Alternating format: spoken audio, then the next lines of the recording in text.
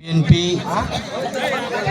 অঙ্গ ও সহযোগী সংগঠন কর্তৃক আয়োজিত আজকের এই ইফতার মাহফিলের সম্মানিত নেতৃবৃন্দ উপস্থিত রয়েছেন রায়গঞ্জ উপজেলা বিএনপি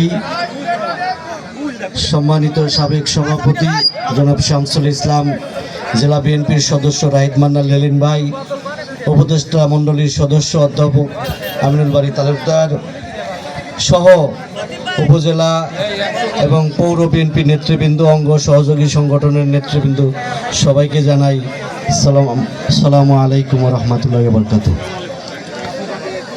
পবিত্র রমজান মাসের প্রায় 2 ভাগ শেষ হয়ে যাচ্ছে।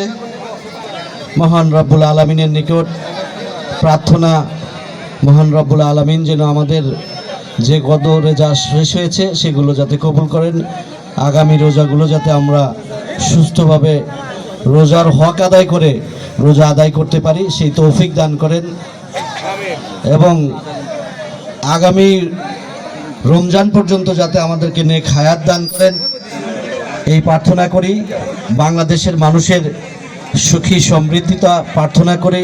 রমজানের উসিলা করে যাতে আল্লাহ পাক বাংলাদেশের সমস্ত মানুষকে মাফ করে দেন এবং এই বাংলাদেশের যত মানুষ রয়েছে তত মানুষের আত্মীয় স্বজনরা যারা কবরবাসী হয়েছে মহান রব্বুল আলামিন এই রোজার উসিলা করে যেন তাদেরকে মাফ করে দেন। দেশনেত্রী বেগম খালেদা জিয়াকে সুস্থতা দেন, দেশনায়ক তারেক রহমানকে আরও জ্ঞান বুদ্ধি দান করেন, বাংলাদেশের মানুষকে যাতে সুখী করতে পারেন, বাংলাদেশের আগামী দিনের ভবিষ্যৎ প্রধানমন্ত্রী হয়ে দেশকে যাতে সুখী সমৃদ্ধিশালী করে গড়ে তুলতে পারেন সেই তৌফিক দান করেন এবং সকলের সুস্বাস্থ্য দীর্ঘায়ু কামনা করে আমি আমার সংক্ষিপ্ত বক্তব্য এখানে শেষ করছি। সকলকে ধন্যবাদ। আসসালামু আলাইকুম ওয়া রাহমাতুল্লাহি ওয়া বারাকাতুহু।